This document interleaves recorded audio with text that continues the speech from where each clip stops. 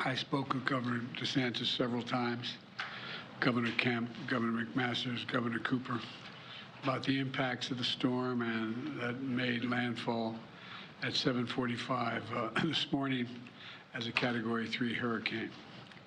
And it's moved over land and is now shifted to Category 1, but it is still very dangerous with winds up to 75 miles an hour.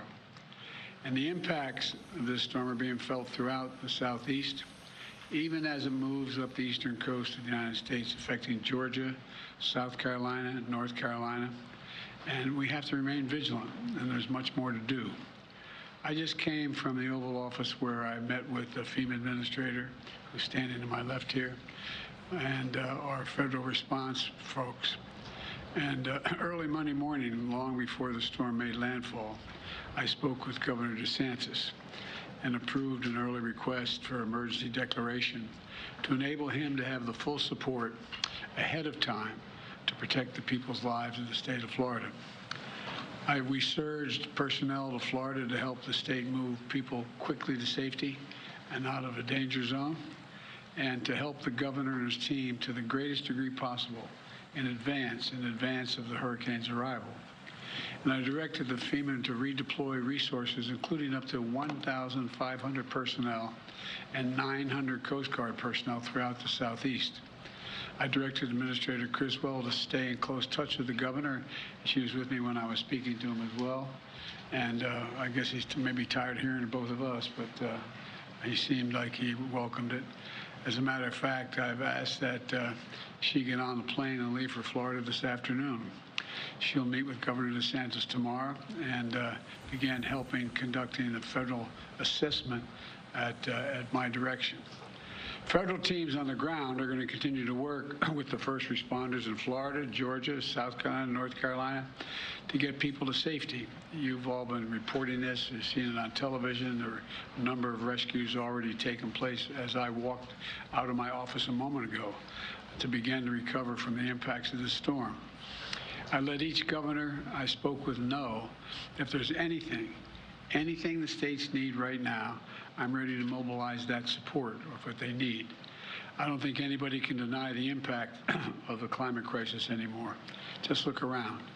Historic floods, more intense droughts, extreme heat, significant wildfires have caused significant damage like we've never seen before, not only throughout the Hawaiian Islands in the United States, but in Canada and other parts of the world. We've never seen this much fire. And while we're dealing with this latest extreme weather event, I remain laser focused on recovering and rebuilding efforts in Maui. We were out there, and many of you were there as well. It's devastating what happened there. When I took office, I directed my team to raise our game in how we lead and coordinate our responses to natural disasters. And because I've been around a while and I've known how these functioned. To ensure we met people where they are, when they need our help the most. Because of the devastation of wildfires from California, New Mexico, Oregon, Washington State, Idaho, Louisiana, we've learned a heck of a lot. A lot of damage in the meantime, but we've learned a heck of a lot. And we're putting the lessons we've learned to work. In a few moments, I'm going to be with my entire cabinet in the next room over, who are leading the federal recovery and rebuilding efforts and report on their progress, providing urgently needed support to the people of Maui. If I can note for just parenthetically for just a moment, you know, when you have your home washed away, when you are a fire that's taken your home away, when your school has been destroyed and there's no way you can't send your kid to school, these are urgent needs. And no matter how bright, how informed, how wealthy, how poor they are, they just need reassurance. So how in God's name are I going to get through this? Well, Jill and I saw the devastation in Maui firsthand. And I want to thank Governor Josh Green, who's doing one hell of a job. Along with their congressional delegation, there's total unity out there. And for everything they're doing to support the recovery effort. I directed my team to do everything we can for as long as it takes to help Maui recover, rebuild in a way that respects and honors Hawaiian traditions and cultures and the needs of the local community. We're not going to turn this into a new land grab. We're not trying to see multi-million-dollar homes on the beach. We want to restore that part of the island like it was before, only better. To that end, when I was on the island last week, I appointed Bob Fenton, one of the nation's leading emergency managers, and I mean that, that's not hyperbole, who's been on the ground in Hawaii since before the fires erupted as our chief federal response coordinator to lead our long-term recovery on Maui. I've charged him with making sure the community has everything the federal government can offer to heal and build back better as fast as possible. You know, he'll be giving me a report virtually on Maui when I walk out of this room and go to the cabinet room of our meeting in just a few minutes. And as an example of our commitment, we're not only building back, but we're going to build back stronger and more resilient future, which means we need to be ready to withstand any challenge coming our way in rebuilding the way that Maui wants to rebuild, the nature of the rebuilding. Today, I'm announcing that $95 million from the bipartisan infrastructure law is on the way to Hawaii to harden the ground power, harden the grid we talk about. I know when we start talking about the grid, the average American out there thinks, what are we talking about? Well, the ability to transmit electricity. Well, let me tell you what it means. It means investments to make sure electricity can continue to reach homes, hospitals, water stations, even during intense storms and extreme weather. Funding will be used for stronger and better poles holding up the wires that transmit the electricity. It'll mean stronger material. It'll mean burying these lines that transmit the electricity underground. It's more expensive to do that, but where possible, we should put them underground. They're safest. It means clearing trees and brush around these wires. It's like the kindling is that exists out there. That's what it ends up being when one of those wires come down. And this funding is going to pay for installing technology like smart meters that can tell you where the problem actually is when the line goes down. That's part of the problem. A lot of these, in other, not Hawaii's, Maui's not that big, but in parts of California, Oregon, and all those places where these fires were, where did the wire go down? We're going to be installing meters that let the person sitting back in the headquarters know, whoa, it went down at such and such a coordinates, such and such a pole. To enable emergency responders to more quickly identify which lines are damaged or down so repairs can happen as quickly as possible and get the power back on and prevent damage from occurring. Anything else at our disposal. The Department of Energy, Secretary, we're going to be talking about this in a minute, accelerated the announcement of this funding to meet the moment. All this is going to help Maui and the entire state of Hawaii better withstand future disasters, because this is not going away. It's not like, well, these are the last disasters. We know this works, and I've watched some of you folks stand in front of me on television in dangerous circumstances reporting on this stuff. You know it. It's one thing to look at it on television and hear someone else reporting, but you're standing there and you're wondering, whoa, what's that behind me? It makes a difference, because we've done it before.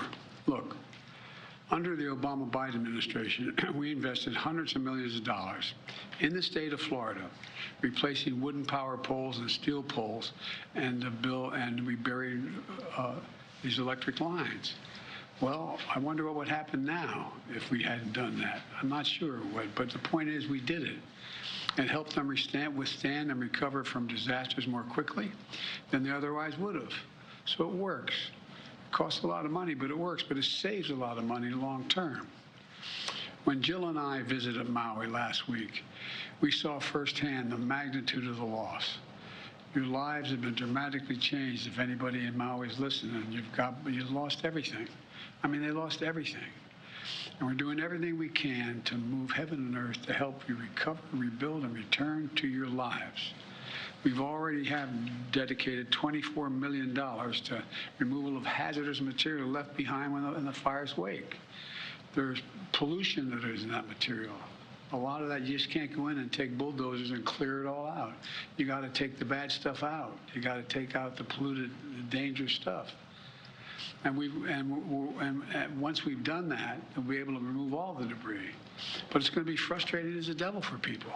They say, why can't I go back? Storm's over. Why can't I go back and look and see if I can find that wedding ring, or why I can find that album? Can't find that thing that I've lost in the house. It's really tough. Really, really tough. I didn't do anything like that, but lightning struck my house. We had to be out of that house for about 7 months while it was repaired because so much damage was done to the house and half the house almost collapsed. You know, and you wonder what's going to happen. We've already dedicated $400 million to pay for the debris removal. Once we get the toxic stuff out, to take all the removal, and the federal government's going to pay for that. The state is not paying for that. And we're going to dedicate more if necessary. But I want to be clear with the people of Maui about what to expect. The work we're doing is going to take time, in some cases a long time. We're going to do it in a way to make sure we're respectful to the wishes and the traditions of the people of Hawaii as well.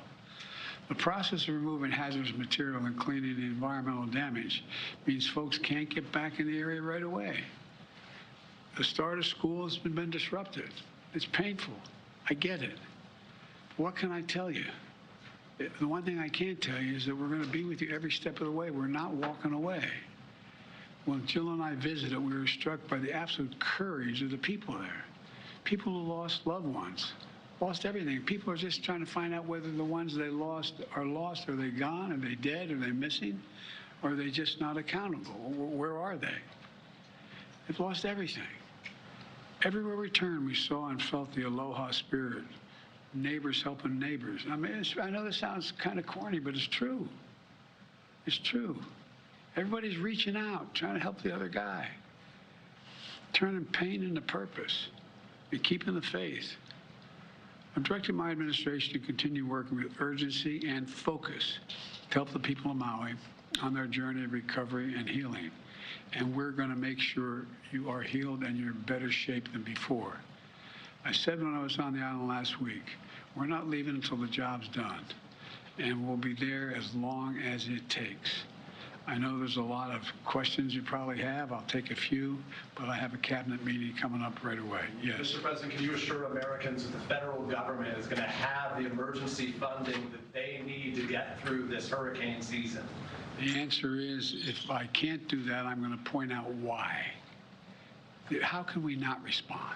My God, how can we not respond to these needs?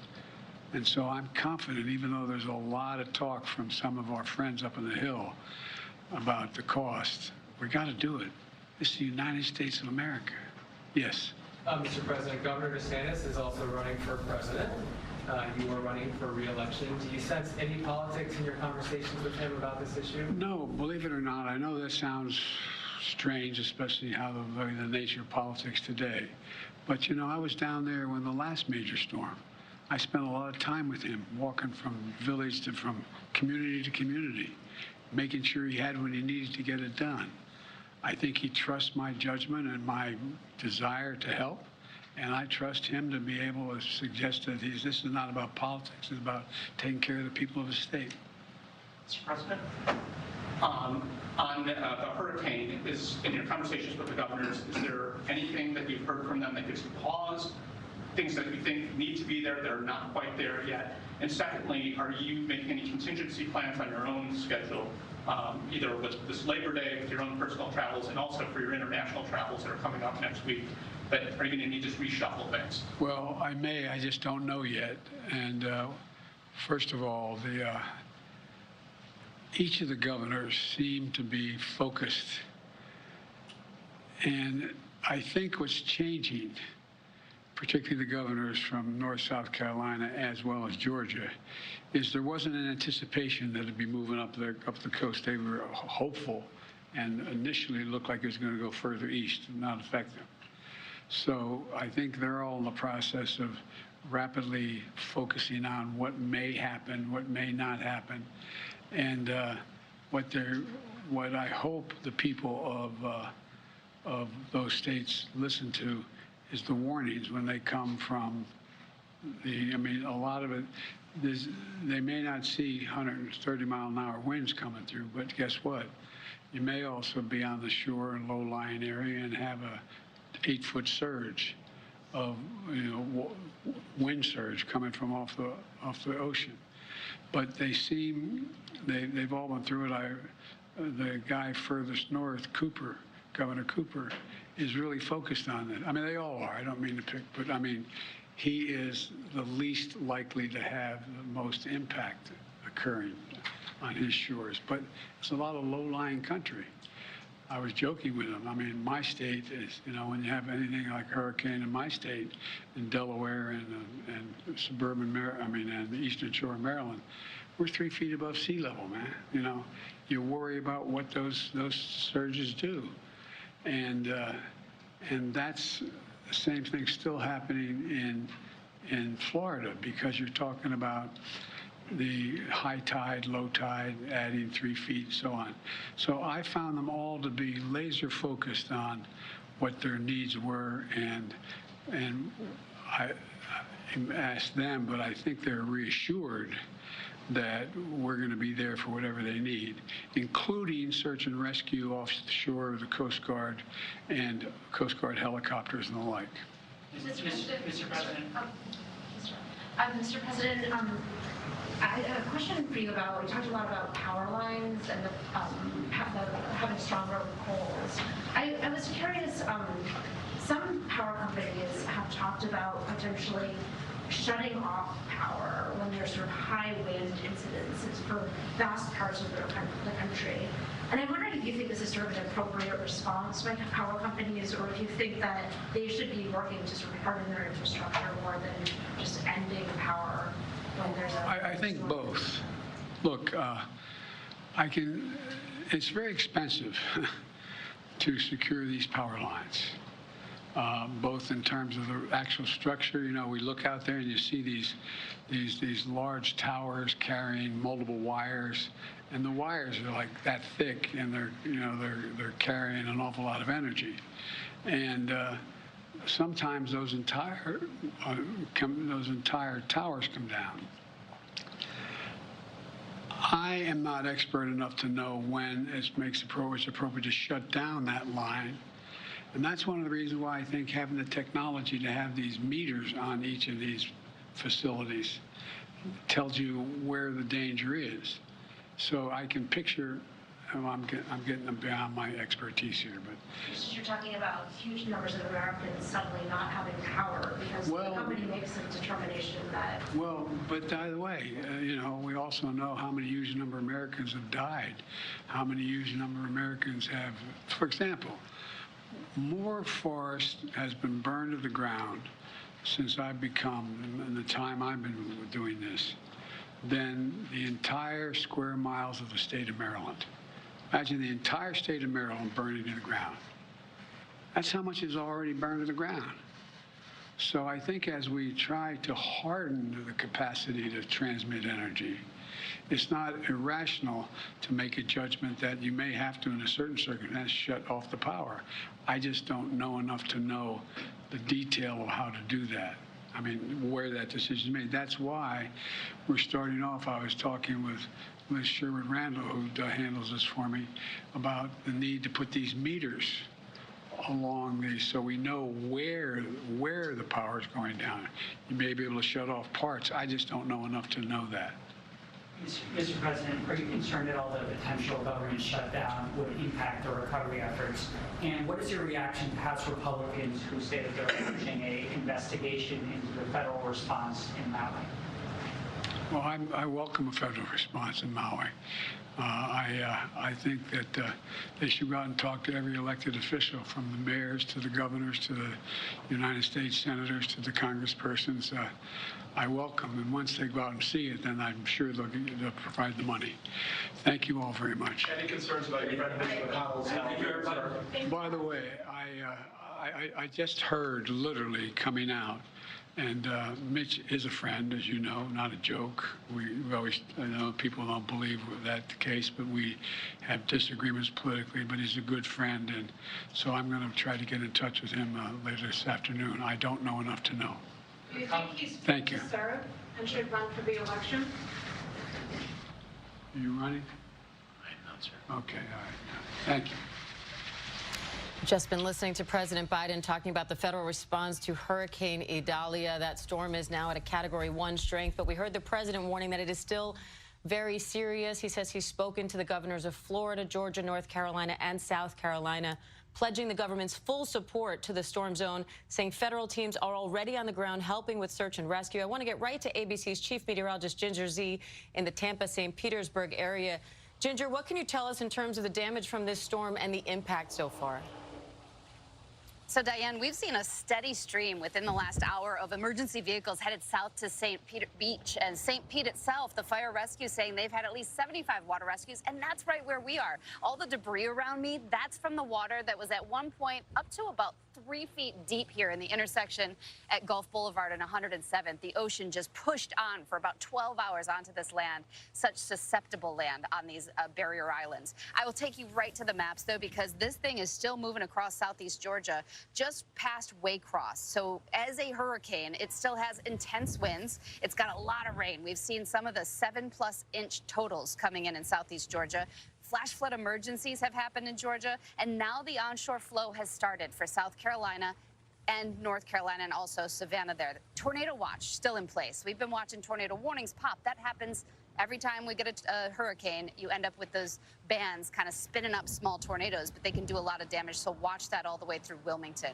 Here's how it's going to go. We're going to exit this storm around Hilton Head, which, by the way, Hilton Head's still in a hurricane warning, and then it'll hug the coast. So if you're in Myrtle Beach up to Wilmington, you'll be dealing with it overnight tonight into early tomorrow before it makes its way back out into the Atlantic. Some of the models yesterday were trying to bring it back around. That doesn't look like it is going to happen. But I want to bring you to our drone, because we've got this drone image that we shot just moments ago, and really the amount of water that is still able to come in. You know, when this thing made landfall, it was more than 100 miles to our northwest, and it was pushing so much water into these heavily populated beaches and the Tampa Bay. The causeway was shut down at one point. I think we're still having trouble getting around on roads. And the surge is really what we will keep talking about. Charleston and Savannah are both the places that we're watching really closely, because when they get that onshore flow, it acts like a plug. Adds 6+ inches of rain, and that's trying to fall and get out through the rivers, and it can't move. And so we're really concerned going into tonight, early tomorrow morning, for coastal Georgia and South Carolina, and there's the rainfall for you. And I will say that they have always been in the path, in the cone, and so we have kept warning, and hopefully people are taking all of those evacuation orders seriously, and certainly don't want to drive in it. We saw a lot of people trying to make their way through high water today, and that's when you get in trouble. It's so important to heed those warnings. Ginger Zee, thank you. And I want to go to ABC's Victor Akendo in Tallahassee, where the big concern was the wind. Victor, what are you seeing there? Diane, you're absolutely right. Wind damage, downed trees, and power outages. And just take a look behind me. Here's why. Tallahassee is lined with these trees, and with hurricane force winds, those trees can come crashing down, bring power lines along with them. They are not like palm trees that bend. These break. And as we drove around the state capitol after Idalia had cleared through, it didn't take long for our team to find a downed tree, a large one, blocking all lanes of a highway. That was US 90, one of the busier highways in town. Good news, we spotted crews already working to restore power and clear that debris. And there was this outside the governor's mansion. Florida First Lady Casey DeSantis posting this photo. It was a 100-year-old oak tree brought down by Idalia. She was inside along with her children when it happened. No one was hurt. But now comes the rush to restore power and clear debris. At last check here in Leon County, about 40,000 customers are currently without power. That's more than any other county in the state. Statewide, that number close to 300,000 right now. But in speaking with officials throughout the state before Idalia hit, they feel confident they had enough resources pre-positioned to be able to respond quickly. Diane? Certainly hope so, Victor, and I'm glad it looks that way. I also want to go over to Alex Perche over in Charleston, South Carolina, where they're now bracing for the brunt of this storm. Alex, what's the big concern there as the storm moves north? Well, Diane, we actually just got an update from Governor McMaster, and he says while there are no evacuations, a state of emergency has been declared here and also here in Charleston where we are. They're operating at something called OPCON 2, which means that there are extra precautions, also extra personnel. And with that, they've opened up shelters for people and their pets. They've also opened up city garages for folks to get their cars off the ground. This is an area, looking at the banks of the Ashley River behind me, this is an area that's prone to flooding. And so as Idalia makes its way here this evening, keep in mind that high tide is at 8:30. They're worried about that storm surge. Also, the concern for downed power lines and trees. The mayor here is saying that he's telling people, urging them to stay inside, stay at home, don't put first responders at risk. All right, it's great advice.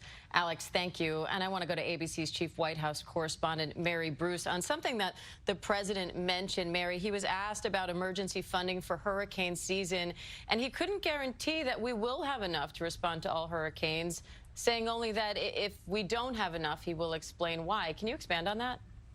Yeah, there's a little bit of a political fight going on here. Some questions from some on the other side of the aisle about just how much federal funding should be available to fight these kinds of emergencies. The president obviously reiterating that they need to provide whatever is needed. And if that is not the case, then he is going to point some fingers across the aisle. You also heard the president stressing again that he has been working the phones, reaching out to the 4 governors of those states hardest hit, Georgia, North and South Carolina, and of course, Florida, offering them the full assistance and aid of the federal government. The FEMA administrator actually telling us that Florida Governor Ron DeSantis expressed to the president that right now all of his needs are met. And you did hear the president there fielding a question about how it is a bit unusual for him to be talking to Governor DeSantis quite this often. They, of course, are rivals for the White House in 2024. But the president and Ron DeSantis have both made very clear this is the time you put politics aside, you focus on the urgent need at hand and simply doing what is needed to get help to the Americans. It is one bright spot of disasters like this. We see them bring people together, and that includes people on opposite sides of the political aisle. Mary Bruce at the White House. Thank you, Mary. And now we're going to return to your regular programming, but Hurricane Idalia coverage will continue on ABC News Live and abcnews.com. David and the entire team will also have a complete wrap-up today on World News Tonight. I'm Diane Macedo. Have a great rest of the day. This has been a special report from ABC News.